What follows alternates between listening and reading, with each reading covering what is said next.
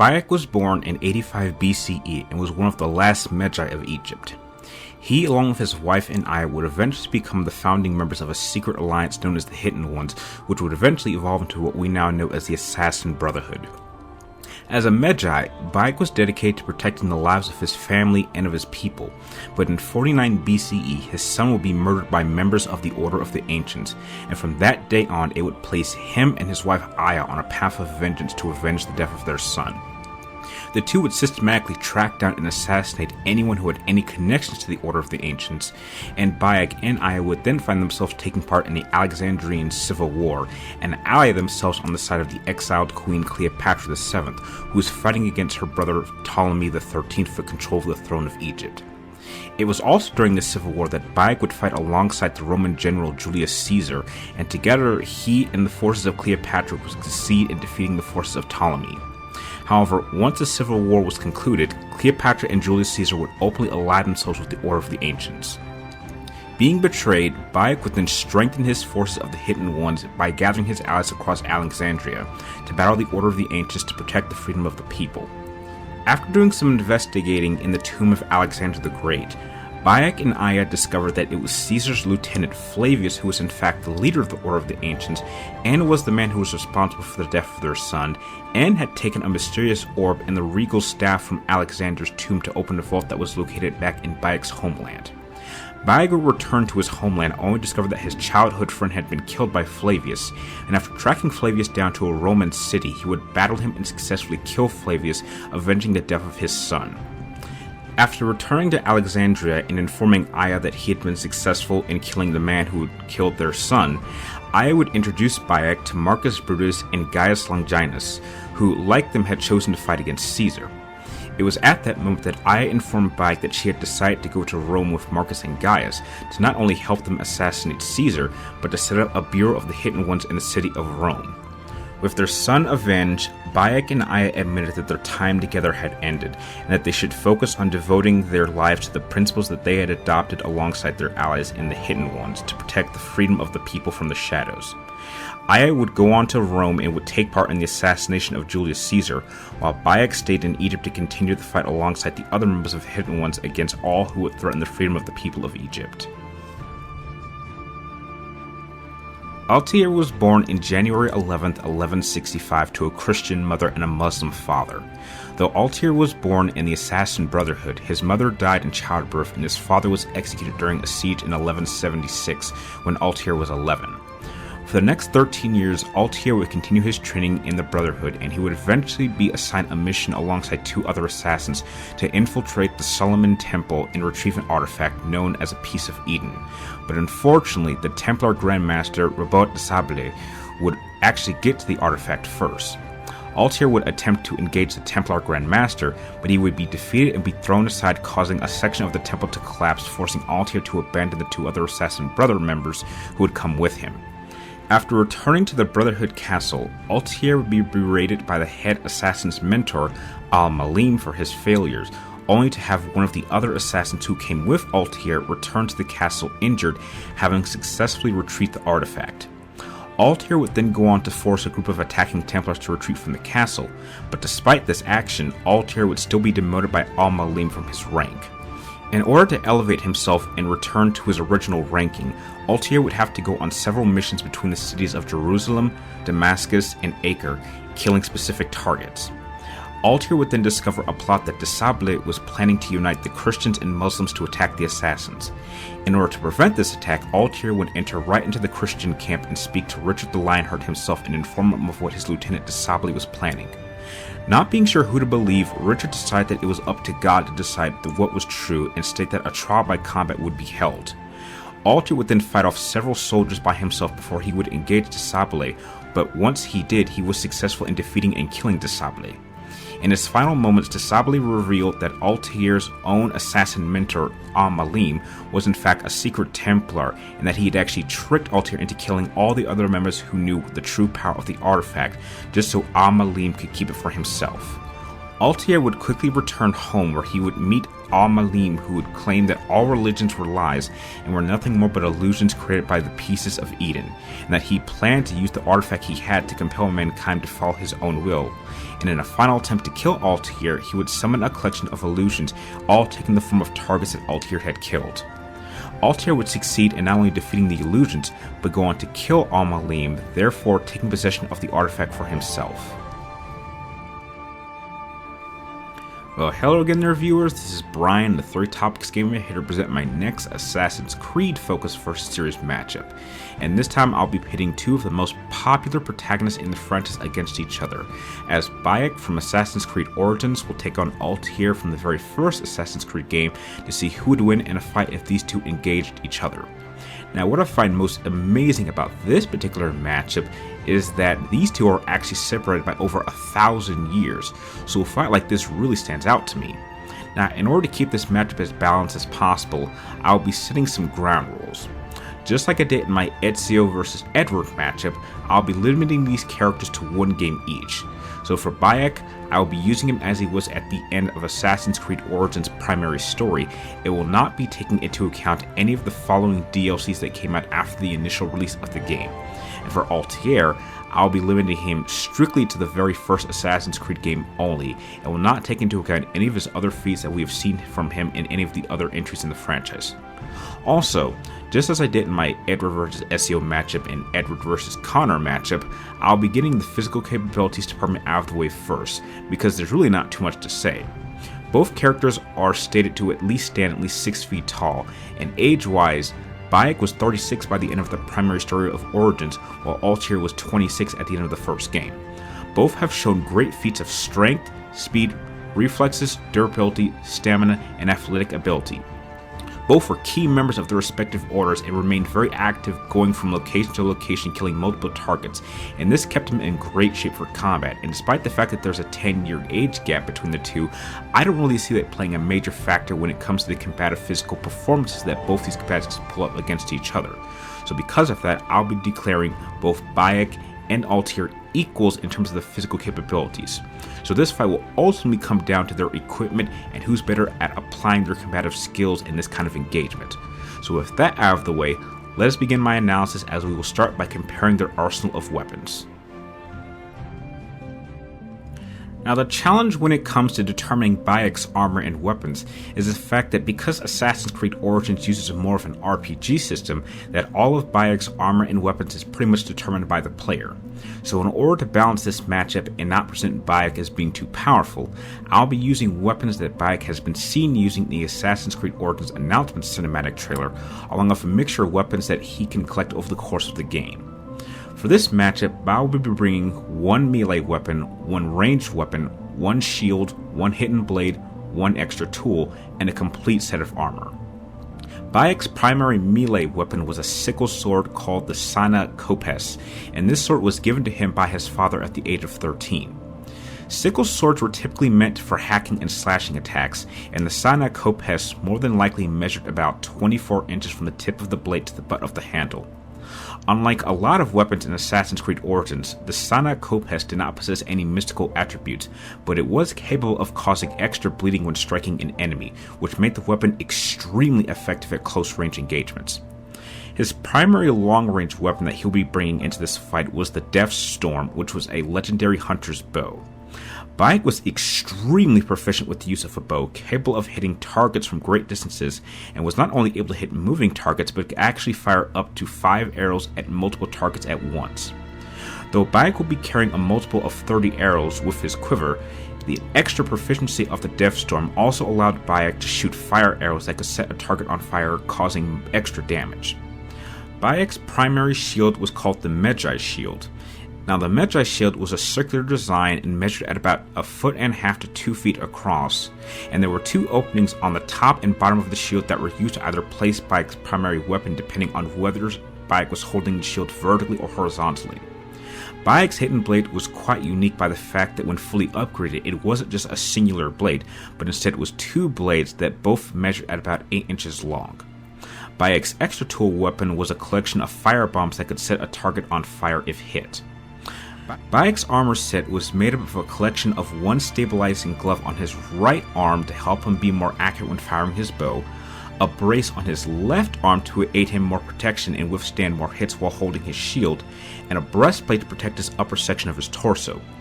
Though he wore multiple sections of clothing across his body, he still had multiple sections that were not protected, but I believe that this was done on purpose in order to grant him more mobility and not slow him down. As a combatant, Bayek was prepared for a multitude of different combat scenarios, and his arsenal of weapons that he would bring into this fight clearly shows that.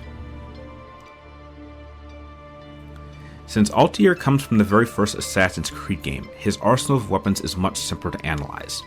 His primary sword was dubbed the Sword of Altair, and the sword was forged with smooth silver metal and had a crossguard shaped like eagle wings and a pommel that had the shape of an eagle's head. The sword measured at about 39.5 inches from the tip of the blade to the butt of the handle, and due to its design, the sword was used as a fencing weapon and was mainly used with one hand in order to perform better thrusting strikes.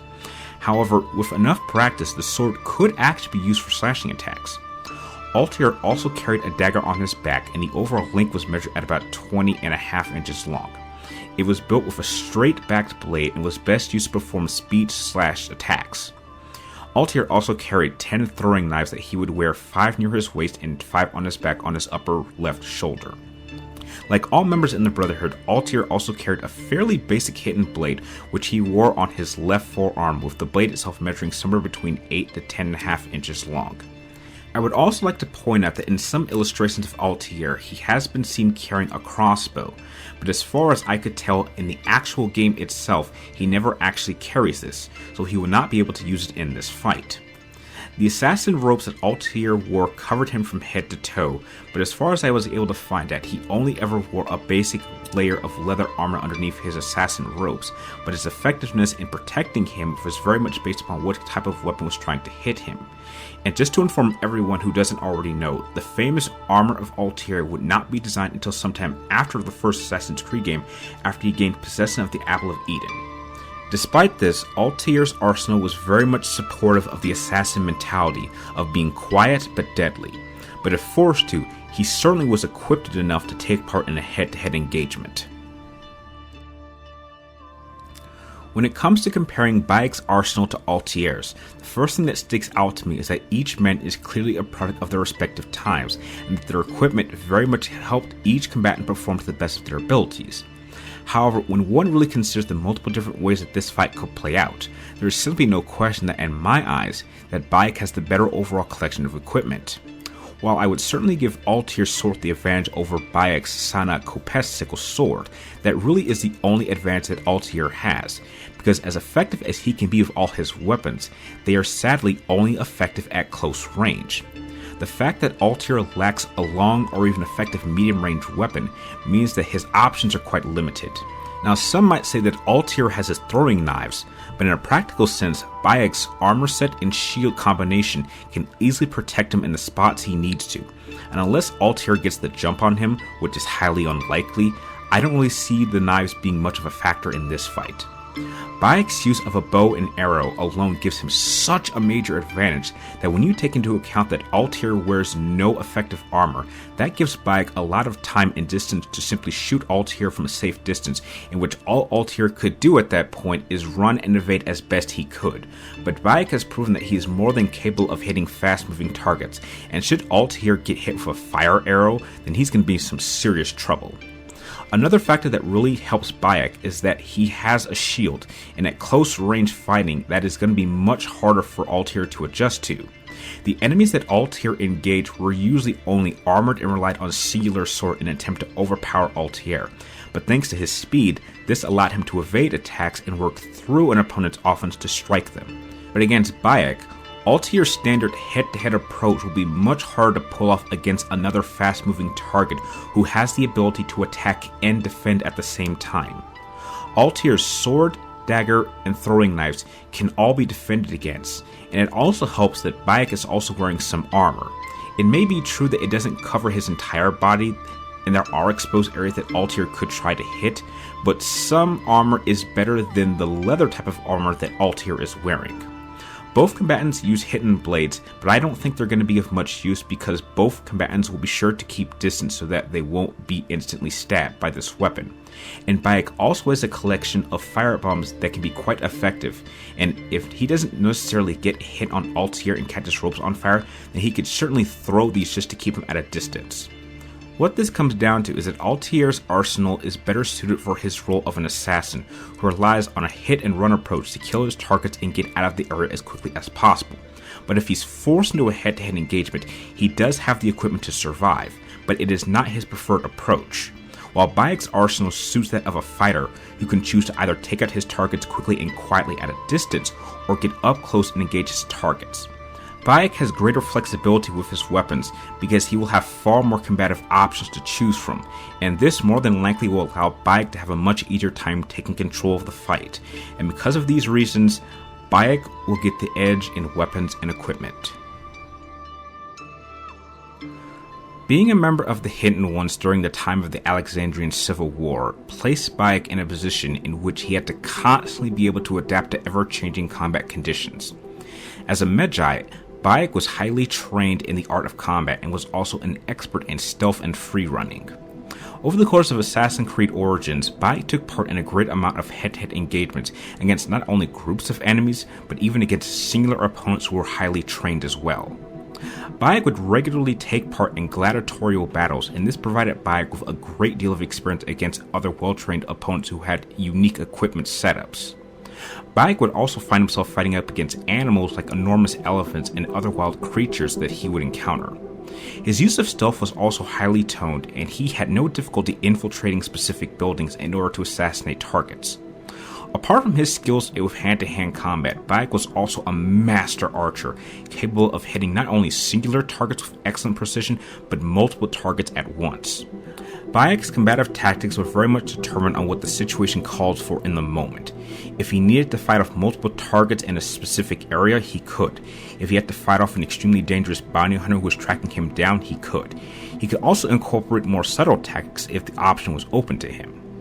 Bayek's exceptional level of adaptability did not provide many weaknesses that I could find. However, on occasion, that's something that could be exploited perhaps, is Bayek's need for the time to adapt to a new kind of tactic or approach that he was not familiar with.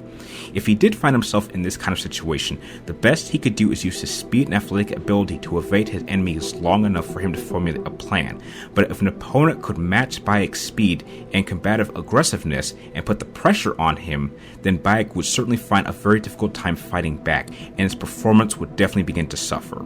But these kind of opponents would be extremely rare for Bayek to encounter. Like all members of the Assassin Brotherhood during the time of the Third Crusade, Altair on a physical level was capable of exceptional acrobatic feats and was trained in a series of different deadly arts.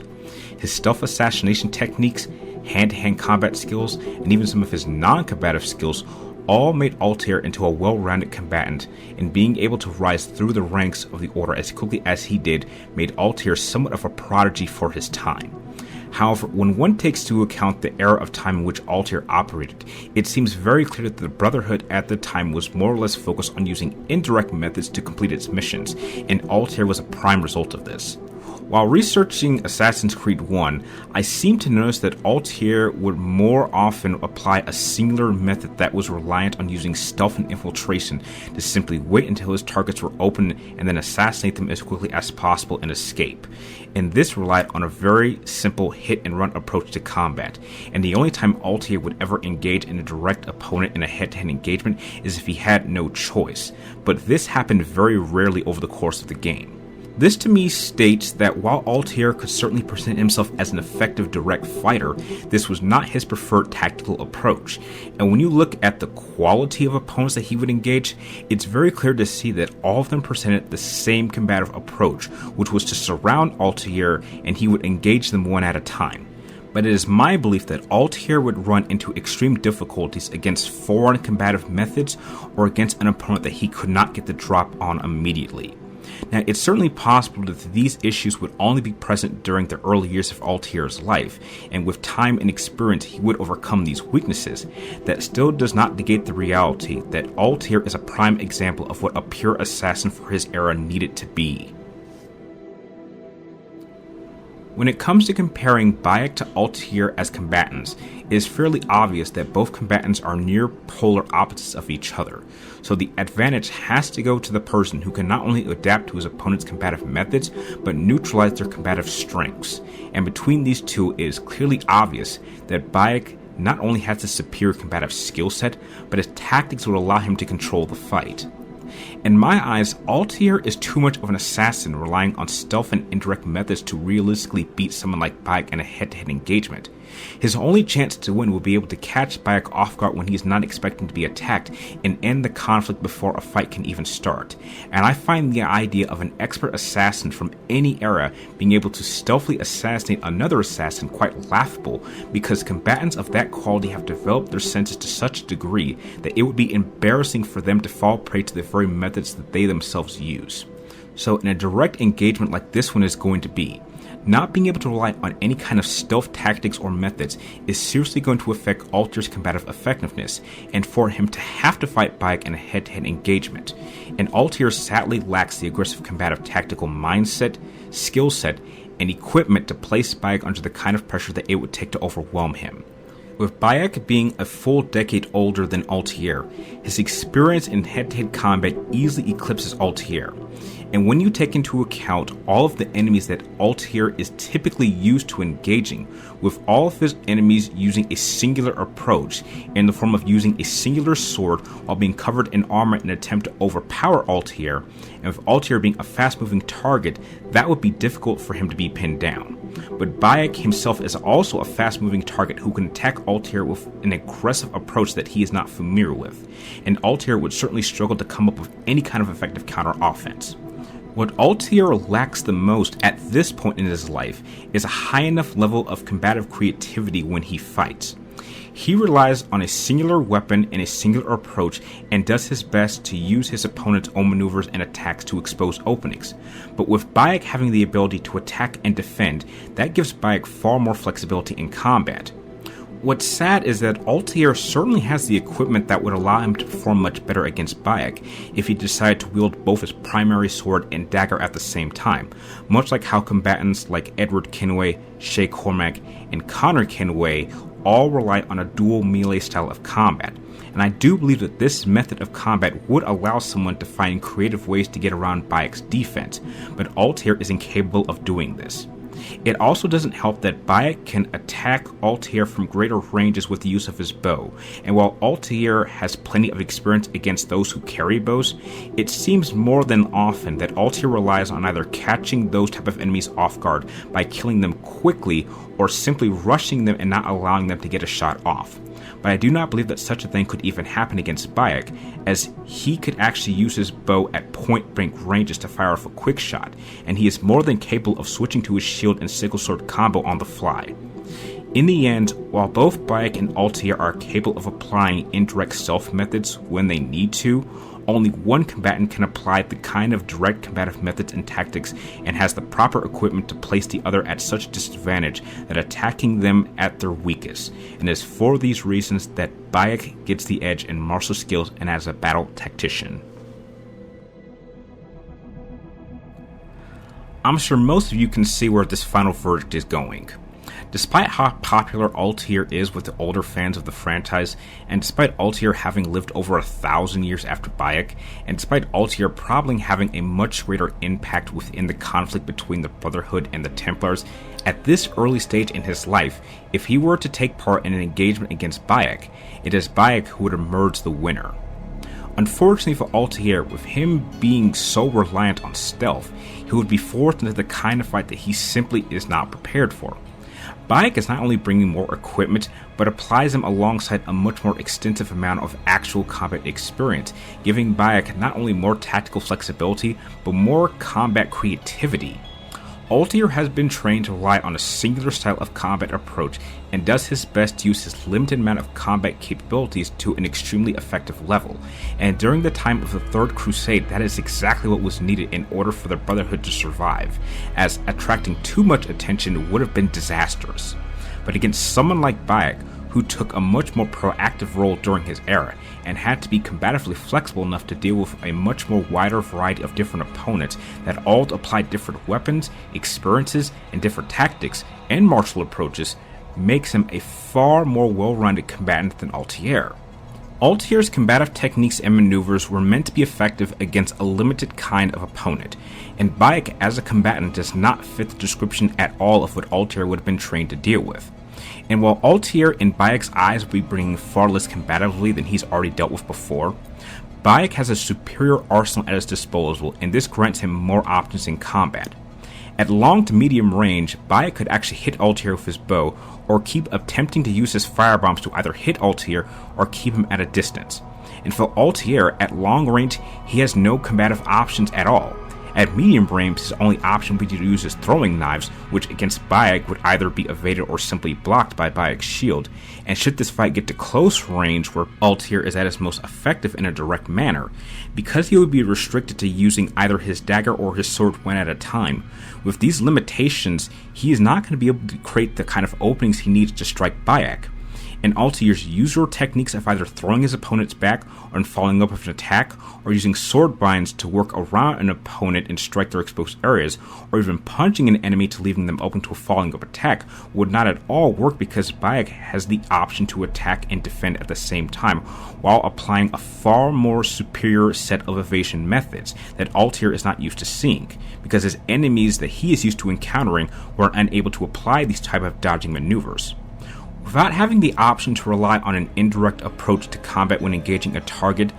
Altair either has to wait for his opponent to make the first move, therefore to use a counter maneuver and strike at an exposed area, or he has to attempt to overwhelm them with his offense. And not only is the first option a bad choice against Bayek, but the second option would be completely impossible for Altair to do against Bayek, which ultimately gives him the choice of him having to choose how this fight is going to play out, and whether Bayek chooses to shoot him with his bow by creating enough distance to set him on fire with his firebombs, or simply outfight and overwhelm Altair with the use of his sickle sword and shield combination. And when applying all of these options with his greater amount of actual combat experience, Altair would be given two options. He can either choose to stand his ground and die, or choose to run away. And personally, I think the second option would be best.